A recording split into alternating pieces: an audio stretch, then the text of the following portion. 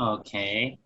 What I like to do is uh, uh, to support and help people what can afford food and that, and and we should more or less try to get more donations to support people what needs food, what can afford it. Yeah, man, that's a great question because as I stated in my opening, when I was learning about Dartmouth North, I learned a lot from North Grove. I learned about security, food security at North Grove that I really wasn't aware of. I heard about residents of Dartmouth North juggling between do I buy food or do I buy medicine or do I pay for the lights or the rent? And I spoke to people that were in that situation. And and one of the other things I learned from North Grove was I remember attending a meeting and they were talking about youth and young people, and if they're hungry, if kids are hungry, they can't learn. And for me as a dad, that was a big aha moment and realizing, wow, that is huge, right? I take it for granted in my family. And so I understand that there used to be a Sobeys in Dartmouth North, no longer. People actually have to leave Dartmouth North to buy their groceries. And so that is a big challenge. So how do we keep this front and center? Well, we need to continue to support the organizations that deal with this. Programs like Nourish Nova Scotia that provides meals in the schools, like our library in Dartmouth North that every Friday provides hot meals for the students that come by at lunchtime. Like all the work that North Grove does and continue to support those organizations. But we also have to see how do we fill that gap that's missing from having no longer having a grocery store. And so I'll be reaching out to the business community, reaching out to the Halifax Partnership, the Chamber of Commerce, and how do we attract businesses in Dartmouth North so that we can provide basic things like groceries. Having businesses like Vessel Meats that's here, part of the same building as North Grove. I mean, that's tremendous, but we need more businesses like that. And finally, I need to make sure we continue to support the community farm at North Grove, but also all the community gardens, the ones that are at the school or on Jackson Road. I'm happy to say that we've approved another community gardens to go on Farrell Park. We need to continue on that, and that'll be a priority for me for sure. One of my food security ideas, actually, which I really want to push, and when I get if I get elected, obviously with the support of our beautiful community where I lived here for 25 years. I've been seeing, I know where you guys have done a lot of the gardenings right in front of the community there. I want to try to bring in or try to get like a lot of unused parks that we have in here to bring into like a greenhouses that we could grow actually vegetarians into the winter seasons as well. So we could at least have food security all time there as well. One of my other thing is like we got a lot of trees between the sidewalks and the street. We do have like little apple trees and just pretty much the rest of the um, pine trees and so on, maple trees. I think if we could replace some of those trees with actually like fruit trees where the community could actually benefit from through the spring, summertime, I think that's something we could look at. I do notice like we have a couple places up in US where I looked in other places in the world that they actually use in between their sidewalks that they could actually use things like this so the community could benefit from. The other thing is trying to bring down like the prices, monopoly that's going on, obviously with all the bigger box stores.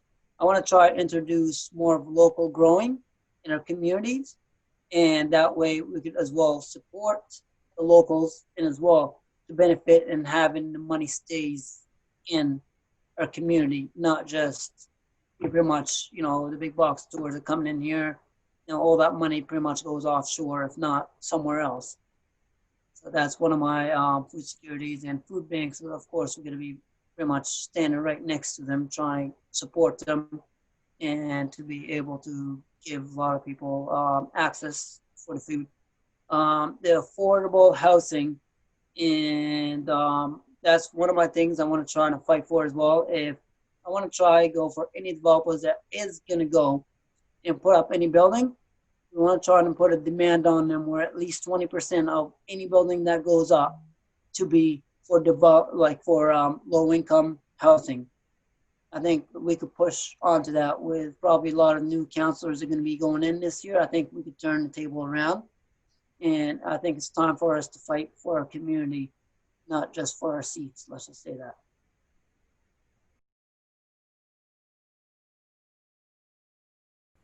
Okay, if I'm elected, what I would do, this is old motel hotel up in Burton, Highfield Park. I'm not sure what the name of it used to be, but it's sitting there empty, and they still got all the beds and TVs and everything in there. So it's my opinion, if I get elected as council, why don't we open that to the homeless, so the homeless has somewhere to go and they don't have to live on the streets? Because homeless and people what needs it, they actually don't really need to be living on the streets. Why don't they go to like a hotel, what's not a hotel anymore, and just sitting there empty, and so they could be off the streets?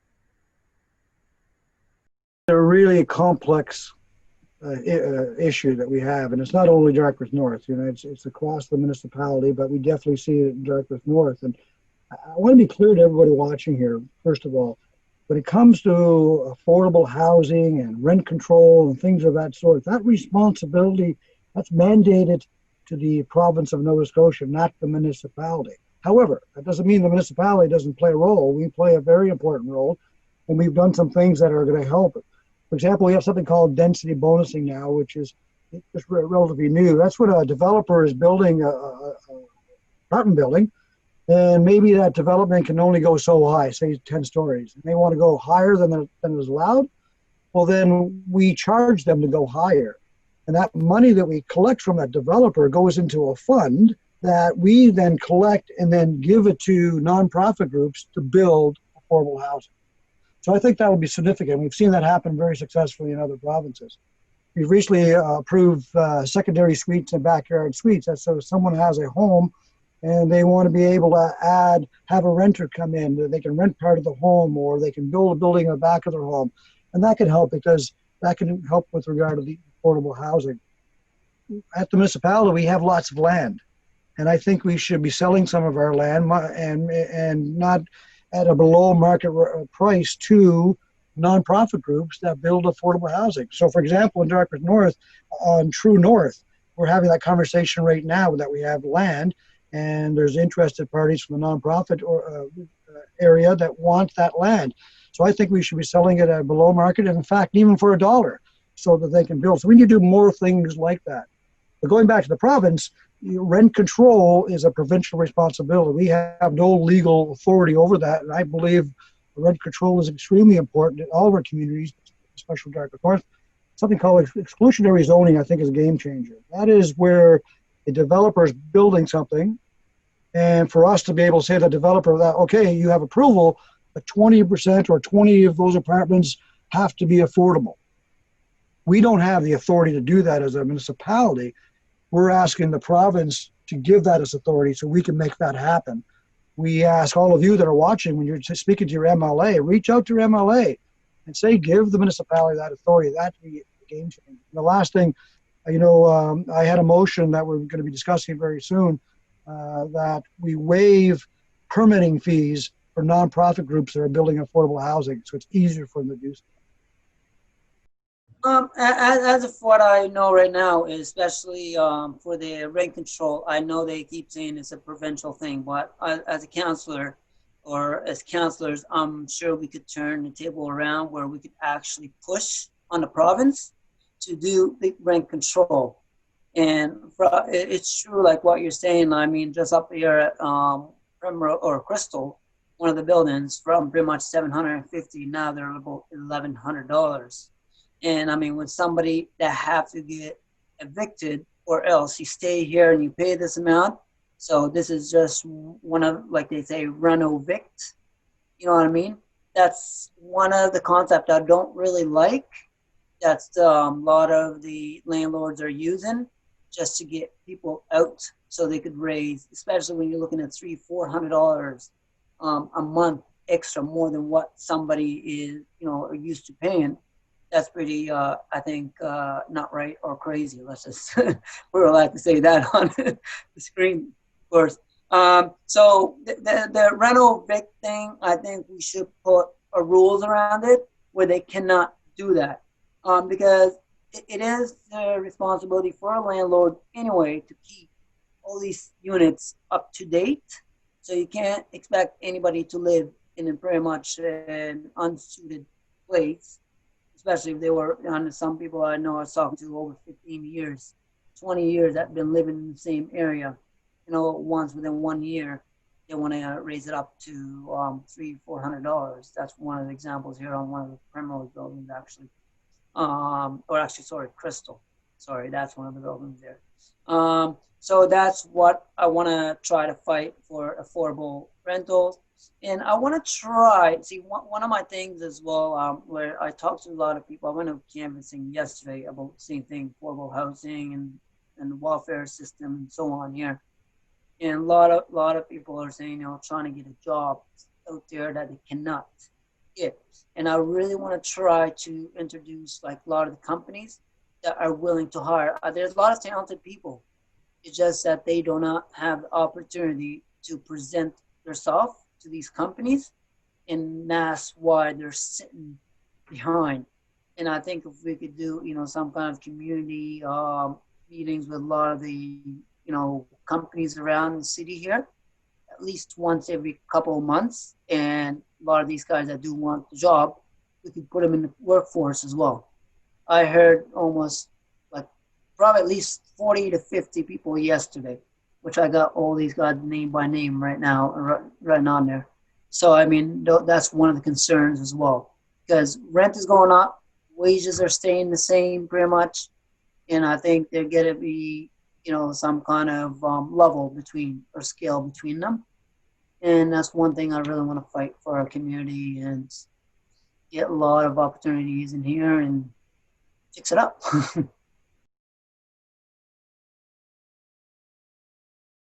What I would do with the amount of litter what's hitting the grounds and that, why don't we try have elected, try to get more garbage cans out throughout the community and more garbage cans, and then try to get more maintenance people out throughout the city or volunteers cleaning the grounds and parks up, because in the parks there's really not a whole lot of maintenance being done to it. So why don't and I noticed that outstanding council, he didn't do really nothing about it. So the new council would be coming in. We should step up and get more maintenance and clean the parks and have more garbage cans out throughout the city. I don't know one person personally that would take their hamburger wrapper and throw it on the ground, or take their Tim Hortons cup and throw it. I don't know anybody. And if my kids ever saw me doing it, they would take me to task.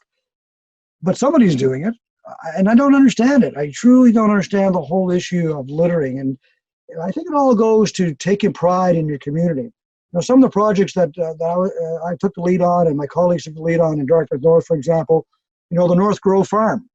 When that concept of the farm, when we first was being built, I heard people say, people are just going to wreck it, they're going to destroy it, they're going to vandalize it. Or the library, the outdoor library that I spoke about earlier. Oh, you're putting in a nice outdoor library, you'll see people putting graffiti on it and destroying it. It didn't happen because people take pride in their community. And so we need to look at it. Why do people take pride and make it unacceptable to be littering? And the other issue we have is, illegal dumping in Farrell Park. Before we cleaned it up, You know, we every year we'd go in there, we'd be taking out mattresses and needles and condoms. It was unsafe. You know, who is doing that? So we cleaned it up, and now it doesn't happen. And so we need to do more of that. We need to have more safe places for youth and families to go to, and then people will take pride in those for sure. You know, the issue of rodents is a big problem across the municipality also. It is truly a challenge. I just had a motion that was approved recently that looks at a model in Niagara Falls where there's a rebate program. So if you have rodents on your property, you can get up to $200 to go towards hiring an exterminator to get rid of those rodents. So staff are now looking at that. Can we put that in place? When you do construction now in the city, in the municipality, before you do construction, you have to bait so that we can try to reduce that.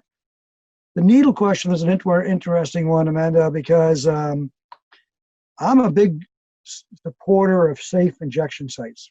I think we should have more of those. There's one being tested in Halifax side, in North Halifax on Cornwallis Street.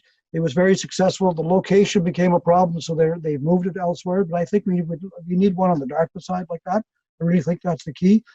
But also, you know, if we were to find needles around North Grove, for example, in the morning in the new children's play area, well, we should put a needle drop box there. Simple as that, right?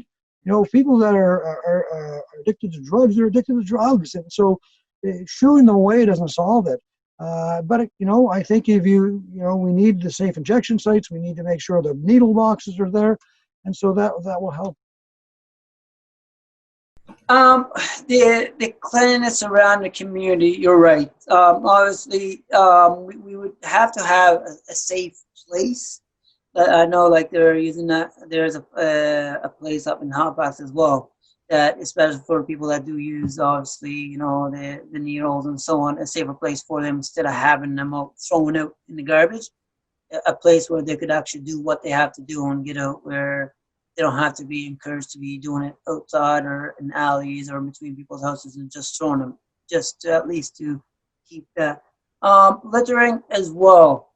Yes, I do notice there is quite a bit of littering around the community, and there is a little, let's just say, a lot of people here that cannot even afford, let's just say, dumps. You know what I mean? A lot of the homes around here, very low income, they cannot just come in and dump their stuff only once every 2 weeks, pretty much, the garbage, and you know, you got your greens and so on. I really want to try to see if I could support by having maybe one of the bigger dumpsters once, maybe every 2 weeks for the community. And if they have something to clean their yards out, at least that hopefully we can try to arrange to have it paid by the city.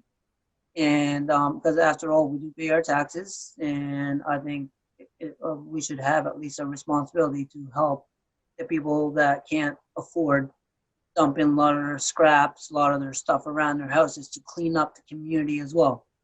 It's because it's getting pretty expensive to go and dump things anyway, and people can't afford that. And if you gotta take 1, 2, 3 bags, you know, every 2 weeks out, and if you got a whole yard full, that's pretty hard to kind of keep the community in, you know, littering or clean, or at least their yards. And that's one thing I really want to approach, or try to get at least one of the bigger 40-yard dumpster at least once every 2 weeks. So at least till we get this problem solved up. And I think we should have more better parks around our community. One example, we got the gray arena. It's pretty gray. Nothing there that kids could actually play.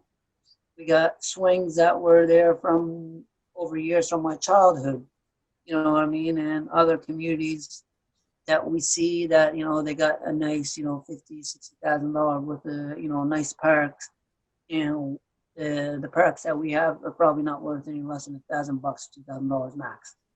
And to have the childhood, you know, I mean, they need a really nice parks, and that way engage a lot of child, and it improves the lifestyle of the community and children instead of being on the street as well and playing with rocks and sticks and so on.